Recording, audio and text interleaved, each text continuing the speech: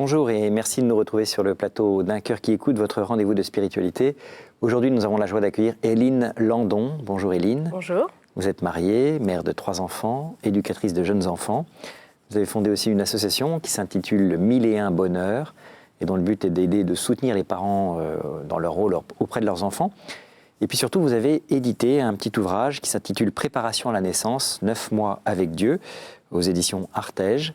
Alors, au cours de cette émission, on va revenir sur votre parcours de foi d'abord, mais aussi sur ce parcours de préparation spirituelle à la naissance. Mais auparavant, vous allez commencer par nous lire un texte, comme le veut la tradition dans cette émission. Voilà. Donc, j'ai apporté un texte qui est issu d'un ouvrage de Frédéric Le Boyer, qui s'intitule « Célébrer la naissance » et qui est un livre qui m'a beaucoup aidé, moi, pour la préparation à la naissance de mes enfants.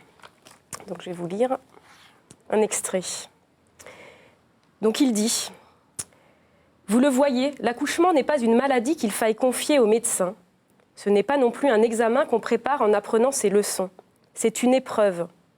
La femme est éprouvée, elle fait ses preuves. Elle subit une transformation, une initiation, la découverte d'un secret qu'elle ne peut apprendre que d'elle-même. Une épreuve d'où elle sort autre, revêtue enfin de toute sa dignité. Il s'agit ici de la relation de la femme avec elle-même, avec son essence. Cette femme a pris enfin sa vraie mesure. Elle a touché, au fond d'elle-même, quelque chose qui est sans limite. Elle sait ce qu'est l'amour. Elle sait qu'elle est l'amour, car elle s'est baignée à sa source. De cette fontaine, elle est ressortie transformée, trempée, oui, comme l'acier. Elle ne craindra jamais plus rien. Elle se sait invincible. Elle a appris ce qu'est le sacrifice, le don de soi, et elle sait qu'à cela, rien ne résiste. Donc... Voilà, un premier extrait, si je peux en lire juste un deuxième, rapidement, qui parle de la relation de la mère à l'enfant, mais aussi, je pense, de Dieu avec chacun de nous. Il n'est qu'une seule question, un seul secret, un seul mystère. Vie. Entre toi et moi, qu'y a-t-il ? Te suis-je indifférent ? Ou bien as-tu pour moi, pour nous, l'amour d'une mère pour son enfant ? Ne sais-tu pas, ne sens-tu pas combien je t'aime ? Es-tu stupide, aveugle ? Ton cœur est-il de pierre, de bois ? Ne vois-tu pas que je te donne, tout sans compter ? Le pain, le vin, l'eau, le blé, aujourd'hui et demain comme hier. Et ma lumière qui est ta joie, qui dit l'amour que depuis toujours j'ai pour toi. Alors qu'est-ce qui vous a fait choisir ces 2 textes à l'intérieur de cet ouvrage qui en contient de nombreux, hein, c'est ça, plus une belle iconographie. Voilà, d'ouvrage parce que... Moi, c'est quelque chose qui m'a beaucoup aidée de voir la traversée de la grossesse, l'accouchement, comme un peu une initiation, quelque chose propre à la femme qui nous transforme en fait vraiment de l'intérieur et qui nous fait aussi méditer sur la relation donc, de la mère et de l'enfant, mais aussi de Dieu, le Créateur, avec nous, voilà, ces créatures, et comme une mère avec son enfant en fait. Voilà. Très bien. On va revenir sur votre propre parcours avant de revenir sur ces questions autour de la naissance. Votre parcours de foi d'abord, parce que vous avez été élevé dans une famille protestante, pratiquante, très engagée depuis des générations. Est-ce que vous pouvez nous décrire le contexte familial de foi, justement, qui était le vôtre pendant votre enfance et votre jeunesse ? Oui. Donc effectivement, j'ai grandi dans une famille vraiment très pratiquante, dans une foi protestante très ancrée, puisqu'il y a aussi beaucoup de pasteurs dans la famille. Enfin, c'est quelque chose qui est très ancré. Voilà, donc je pense que comme tout un chacun, voilà, ce qu'on appelle l'école du dimanche chez nous. J'ai été présentée à la naissance, baptisée adolescente. C'est moi qui ai fait la démarche de demander mon baptême, à recevoir le baptême à l'âge de 16 ans. Et puis, donc cheminant, faisant les scouts unionistes, qui sont la partie protestante des scouts, participant voilà, à tout ce qu'on nous proposait, un peu comme le catéchisme. Oui. Voilà. Vous avez une sœur aussi qui est partie en mission avec... Alors j'ai une sœur qui a 10 ans de plus que moi, donc c'est vrai que ça marque parce quand j'avais 10 ans, elle en avait 20, et du coup elle est partie très vite avec Jeunesse en mission pour évangéliser. Donc elle est partie en Afrique notamment, et elle s'est engagée de nombreuses années avec Jeunesse en mission. Donc c'est quelque chose qui m'a aussi marquée. Et je rajouterai aussi que ce qui m'a marquée, c'est la fidélité de mon père aux Écritures. J'ai toujours vu mon père lire la Bible le matin comme le soir avant de dormir. Et cette fidélité à travers les épreuves, fidélité de la foi. Voilà. Alors comment s'est produit votre premier contact avec l'univers catholique ? Alors mon premier contact a été en terminale avec celui qui serait mon futur mari, avec Samuel, qui était catholique pratiquant, et je crois que c'est la première fois que je rencontrais un catholique Pratiquant. Qui priait, qui était croyant vraiment au fond de lui, et nous avions des discussions pendant les cours. On s'écrivait en fait des lettres qu'on s'échangeait pendant les cours de philo, et pour démontrer chacun de nos points de désaccord, pour démontrer que notre foi était vraiment la vérité. Alors, on essaie de convaincre l'autre par des arguments. Excellent. Voilà. Après votre bac, j'imagine, vous êtes parti dans un foyer, c'est ça, un foyer d'étudiants ? Du chemin neuf, de la communauté du chemin neuf. J'ai découvert là vraiment, donc non plus une personne, que je croyais un peu, que c'était peut-être la seule personne catholique pratiquante. Et j'ai découvert des catholiques qui priaient et qui étaient vraiment à l'écoute de l'Esprit Saint. Quelque chose qui était pour moi vraiment inédit. Comment êtes-vous arrivé au chemin neuf déjà ? Parce que c'est pas... Alors parce que je cherchais un logement sur Paris pour poursuivre mes études et que nous avions une amie qui était protestante mais engagée dans la communauté du chemin neuf. Parce que c'est une communauté œcuménique dans laquelle on trouve effectivement des protestants, des orthodoxes, des catholiques. Des catholiques, voilà. Avec quand même, c'est une communauté catholique mais qui a une vocation œcuménique. Donc cette femme qui était protestante tenait ce foyer, était responsable du foyer du chemin neuf. Et donc, j'ai eu une place grâce à elle dans ce foyer. Et j'ai commencé à aller au groupe de prière. Elle m'a amenée à des sessions de jeûne. Et là, j'ai vraiment pu toucher du doigt qu'on n'était pas les seuls à détenir, soi-disant, la vérité. Mais en tout cas, qu'ensemble, on pouvait en fait vraiment prier. Cette dimension œcuménique m'a été vraiment révélée à ce moment-là. Alors en 2004, vous avancez vos pions avec Samuel puisque vous décidez de vous marier, oui. L'un et l'autre. Vos différences justement en matière de foi n'ont pas été un obstacle pour ce mariage ? Alors je dirais oui et non. Non dans le sens où on avait tous les deux vraiment une spiritualité commune puisque Samuel a aussi fréquenté le chemin neuf. Ce qui fait qu'on avait la même façon d'appréhender la foi, de prier, on était vraiment... la spiritualité était commune, après on avait nos spécificités qu'on respectait chacun. On allait une fois à l'église catholique, une fois à l'église protestante, pas séparément, on allait ensemble. Et au début, les différences théologiques étaient un problème dans le sens où on essayait un peu, c'était difficile, donc on n'en parlait pas. Et puis petit à petit, on a appris à se respecter et à accepter en fait que l'autre n'ait pas tout à fait la même façon de vivre sa foi. Ça ne devenait plus un problème. Mais ça a été un long chemin quand même. 10 ans après votre mariage, en février 2014, vous demandez l'admission à la pleine communion de l'Église catholique. Qu'est-ce qui s'est passé pendant ces 10 années qui vous ont conduit à faire ce choix ? Alors je suis passée d'une phase d'acceptation des différences à une phase où j'ai souhaité comprendre pourquoi est-ce que l'Église catholique pensait telle chose, qu'est-ce qui était important pour les catholiques. J'ai commencé à lire des vies de saints, un peu tout ce qui me tombait sous la main, ou des livres qu'on me conseillait, Thérèse de Lisieux, Séraphin de Sarov. J'ai lu plusieurs livres qui m'ont beaucoup touchée, beaucoup rejointe dans les parcours de foi de ces personnes. Et puis j'ai commencé aussi à prendre des cours sur les pères de l'Église, parce qu'on a un centre d'études théologiques à Caen. Donc, et comme j'étais en congé parental, j'avais du temps. Et j'ai suivi les cours sur les pères de l'Église qui m'ont beaucoup fait avancer, cheminer sur ces débuts de l'Église, comment ça s'est mis en place. Et puis, je dirais pas la révélation, mais je me suis dit, finalement, tout ne commence pas à Luther. Moi, j'avais un peu dans mon... le XVIe siècle, Luther, et les choses... ma foi venait de là, quoi. Et ce qui était avant, finalement, on n'en avait jamais vraiment parlé, ou je ne m'étais pas intéressée. Et là, je découvrais tout un pan nouveau pour moi.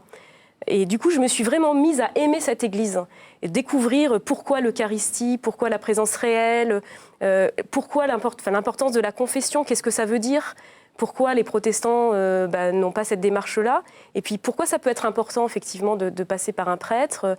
Toutes ces questions-là sont devenues pour moi plus limpides. Et l'amour de cette Église, finalement, je me suis sentie ce désir de communier, et donc j'ai souhaité demander cette admission. Et en même temps, j'ai reçu la confirmation, puisque je n'avais jamais reçu la confirmation. Donc ça s'est Comment a réagi votre famille, du coup ? C'est pas très facile pour ma famille d'origine, bien sûr. En même temps, ils ont été respectueux, vraiment. J'ai eu très peur de leur annoncer. C'était très difficile pour moi. parce que quelque part, il y a un peu une trahison de famille ou de tradition. Et puis, d'un autre côté, vraiment, j'ai senti un respect, même s'il n'approuve pas ma démarche, en fait. Voilà. On va revenir maintenant à votre passion, les enfants et l'éducation de manière générale.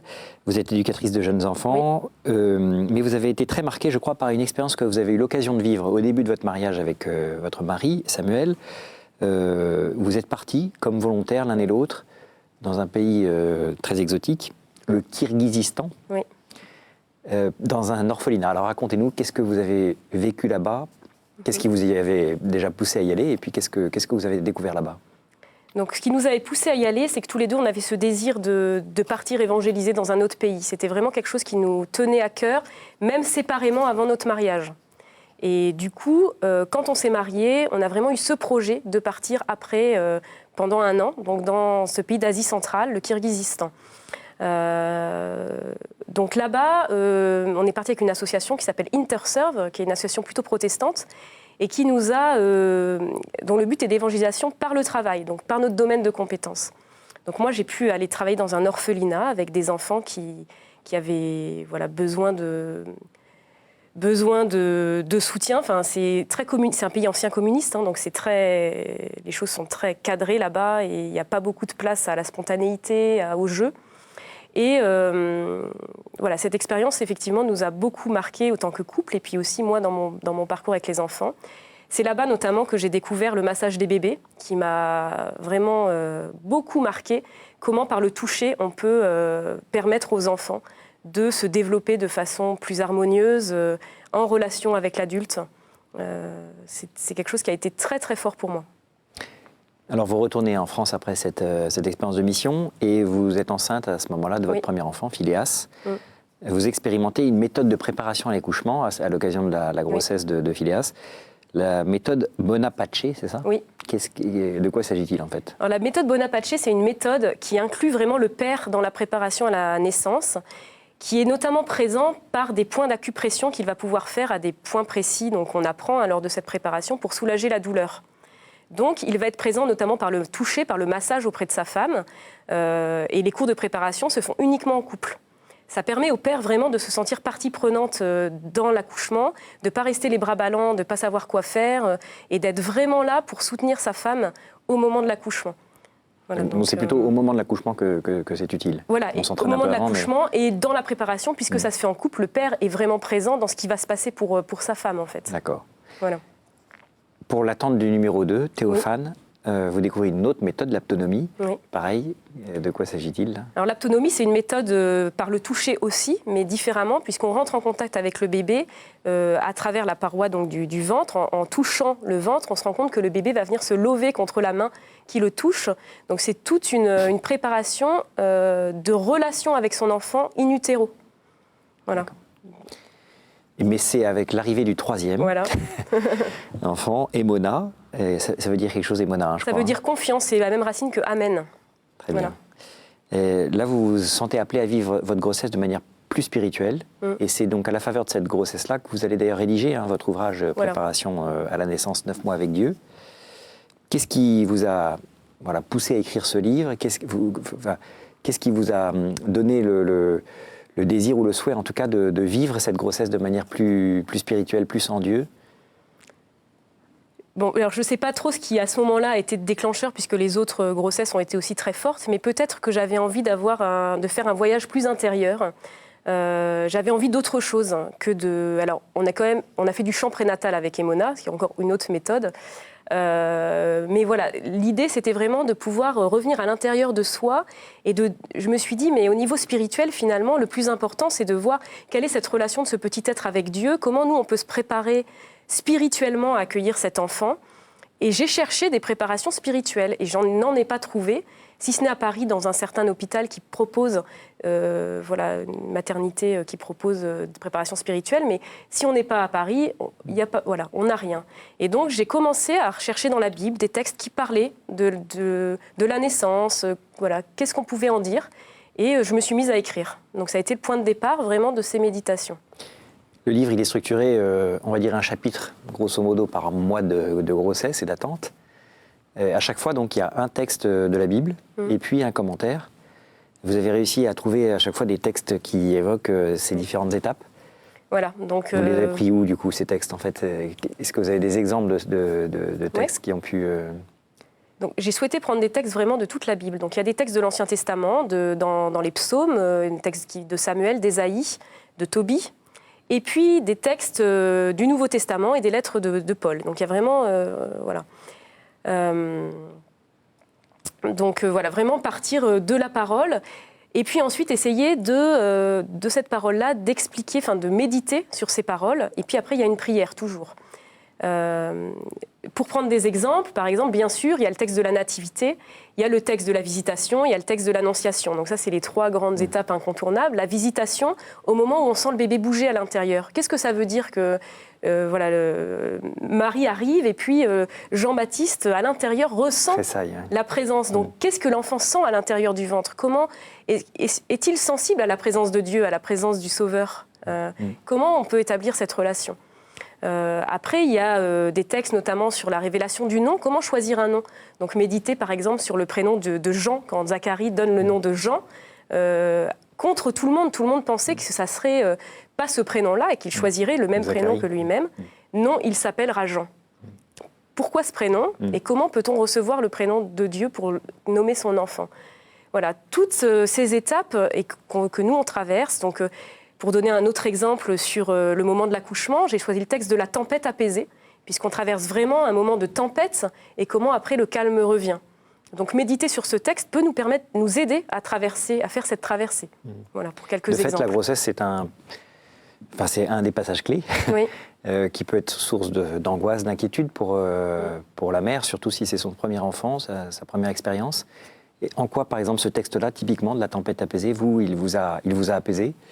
Moi, ça a été un texte qui m'a vraiment portée parce qu'on voit comment la barque est complètement portée par les flots et les disciples croient qu'ils vont mourir. Et donc, moi, je me rappelle à l'accouchement avoir dit « je vais mourir, c'est pas possible, je ne vais pas y arriver, je ne suis pas capable de mettre cet enfant au monde ». En plus, on a choisi de ne pas avoir de péridurale, donc c'était vraiment, j'ai eu des moments très difficiles. Et dans cette traversée, justement, où on est ballotté par les vagues, Jésus est dans la barque et il dort. Alors on peut se dire, où es-tu Seigneur? Mais il est là, il dort, il n'a pas de crainte, il n'a pas peur, il suffit d'une parole pour que tout s'apaise. Donc il y a vraiment, dans ce texte, je trouve, moi, quelque chose qui peut nous accompagner et se dire qu'on n'est pas seul dans cette traversée. Un autre moment délicat, parfois en tout cas, c'est le postpartum, après la naissance. Pour la femme, elle peut se sentir épuisée, elle peut avoir ce baby blues qu'on évoque souvent. Comment traverser cette phase-là? Alors moi, c'est une phase que j'ai expérimentée notamment avec mon deuxième, puisque quand Théophane est né, il n'y avait pas 2 ans d'écart entre les deux. On habitait un tout petit espace. Et j'ai vraiment ressenti quelque chose... Enfin, c'était vraiment difficile cette période. C'est une période où j'ai beaucoup pleuré, où je ne dormais pas, j'étais fatiguée. Alors, voilà, qu'est-ce qui m'a aidée, on va dire? Donc, après, c'est à ce moment-là qu'à la fin du livre, je mets... le guide du sauvetage postpartum, j'appelle ça en 10 points. C'est à cette période-là que j'ai rédigé ça pour m'aider, moi, à traverser ce moment. Ne pas hésiter à appeler à l'aide. Vraiment, toutes les bonnes volontés, même avant l'accouchement, faire une liste des personnes qui peuvent aider. Sortir. Alors, moi, je sortais. J'allais dehors et je partais avec mon bébé et j'allais discuter avec des copines, pleurer. J'allais pleurer avec d'autres. Mais on en ressort où on est apaisé. On en ressort, voilà. Bien sûr, la prière. Prier, être vraiment... peut méditer aussi sur le Christ souffrant, quoi. On est vraiment dans une période de... Comment on dit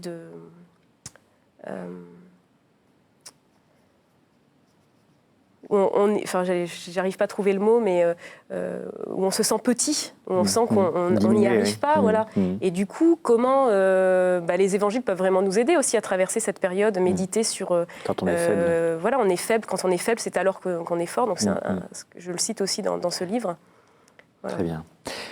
Vous avez également créé une association qui s'appelle 1001 Bonheur. Quel est le but de cette association? À qui elle s'adresse? Cette association s'adresse vraiment aux parents avec leurs enfants. Et le but, c'est de soutenir les parents dans leur rôle auprès de leurs enfants et de les aider à prendre confiance en eux. Vraiment de leur montrer que c'est eux qui sont les plus compétents pour leur enfant. C'est pas une association confessionnelle, donc c'est vraiment accueil de tous parents. Et notamment, on propose des ateliers, par exemple, de massage pour bébés, avec l'Association française de massage pour bébés, de vraiment pouvoir prendre ce temps pour entrer en contact avec son bébé avec les mains. On propose aussi du portage, on propose du massage en famille, donc pour resserrer les liens familiaux. Je suis aussi conteuse, donc on propose des temps de conte entre les parents et les enfants pour partager des moments conviviaux en famille. Voilà, donc le but, c'est vraiment ça, prendre confiance. Vous avez aussi lancé un groupe de prière des mères, Oui. après la naissance d'Emona, justement. Oui. Est-ce que vous pouvez nous rappeler peut-être d'où vient cette initiative de la prière des mères Oui. et puis en quoi ça consiste concrètement? Alors la prière des mères, c'est, je ne sais plus, alors là du coup en quelle année ça a été lancé, mais il me semble que c'est dans les années 90 par une femme qui s'appelle Véronica. Alors je me rappelle même plus de son origine, peut-être l'Angleterre ou il me semble. Irlandaise ou Angleterre. Irlandaise, voilà. Oui. Elle a créé vraiment les groupes de prière des mères pour pouvoir confier nos enfants au Seigneur et croire qu'il répond à nos prières.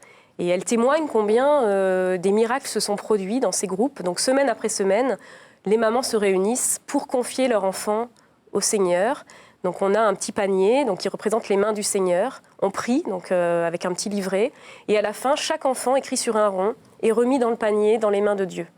Ils y restent toute la semaine. Voilà. C'est aussi une approche pour nous permettre de nous décentrer, de dire « il s'en occupe ». C'est avant tout les enfants de Dieu. On est là, on peut dire co-créateurs avec lui, on les a mis au monde. Mais avant tout, c'est les enfants du Seigneur. Donc il s'en occupe. Voilà. Ces groupes de prière, il y en a un petit peu partout en France, c'est ça? C'est facile de rejoindre un groupe si... Tout à fait. Il y en a partout en France et même dans d'autres pays. Donc c'est quelque chose qui s'est développé assez vite. Rien qu'à Caen, on a plusieurs groupes de prière. Très bien. Qui existent. Vous avez poursuivi votre parcours avec le chemin neuf, avec Samuel ou... Oui, alors on n'est pas engagé dans la communauté du chemin neuf aujourd'hui, mais on est proche, très proche de cette communauté. On continue effectivement soit à rendre service, à aider dans les sessions, participer au groupe de prière, à participer aux offices. On reste très proche de cette communauté qui nous a vraiment portés, j'ai envie de dire, dans vos différences notre de vie, foi. oui, puis dans nos différences de foi et puis dans notre vie spirituelle. Moi, c'est vraiment cette communauté qui m'a permis d'avancer et puis de prendre cette décision de la foi, de dire oui, de donner ma vie vraiment au Seigneur. Très bien, on va terminer cette émission. Je pose comme chaque fois 3 questions à chacun de mes invités. La première, quel conseil donneriez-vous à quelqu'un qui vous dirait « j'ai envie de devenir chrétien, par quoi dois-je commencer ?» Alors, je dirais peut-être prier, dire au Seigneur, j'ai envie de devenir chrétien, j'ai envie de te connaître, comment je fais, et se laisser guider. Et après, il y a peut-être la rencontre aussi avec d'autres. Rencontrer d'autres chrétiens, essayer de découvrir la foi. Je pense que je dirais d'abord la prière. Quel est votre héros, votre saint, la personne que vous trouvez admirable? Alors, en lien avec la maternité, j'ai envie de citer 2 mères de famille. Une qui s'appelle Conchita, qui a vécu au 19e... Début 20e. 19e, non, je crois 19e. Oui. En Amérique du Sud. Au Mexique, oui. Mexique, qui est une mère de famille qui vraiment a eu un parcours de foi extraordinaire. Donc moi, ça m'a aussi aidée dans la façon d'élever les enfants. Et puis sinon, je dirais Zélie Martin, avec Thérèse de Lisieux. Je suis en pleine lecture de Zélie Martin en ce moment. Donc, voilà. Au jour du jugement, qu'aimeriez-vous que Dieu vous dise? Alors ça, c'est une question difficile. Alors, j'avais envie de répondre quelque chose sur l'amour, mais je ne sais pas trop. Soit simplement « je t'aime ». Peut-être, je dirais juste « je t'aime ». Merci bien. Pas de regret d'avoir embrassé la foi catholique, ou d'être... Ah bah non, aucun. Sinon, non, c'est vraiment en libre, avec une grande liberté, une grande joie que j'ai fait cette démarche. Très bien. Merci beaucoup Éline Landon. Je rappelle que vous êtes mariée, mère de 3 enfants, éducatrice de jeunes enfants. Je rappelle également que vous avez fondé cette association 1001 Bonheur, dont le but est de soutenir et de valoriser les parents dans leur rôle auprès de leurs enfants. Alors je laisse une adresse internet pour ceux qui veulent en savoir plus sur cette association. http://1001bonheur, 1001 en chiffres, bonheur au pluriel, .wordpress.com, mais je vois que l'adresse s'affiche à l'écran. Je rappelle aussi que vous avez publié donc un ouvrage aux éditions Artege qui s'intitule « Préparation à la naissance, 9 mois avec Dieu », donc qui est tout un parcours de préparation scandé, enfin chaque mois est scandé avec à chaque fois un texte biblique, un commentaire adapté à ce que traverse la maman à cette période-là de la grossesse, et puis bien sûr une prière. Merci encore d'avoir accepté notre invitation. Merci à vous. Ceux qui souhaitent revoir cette émission peuvent le faire en allant sur notre site internet www.ktotv.com. Sinon, nous nous retrouvons la semaine prochaine pour une nouvelle émission.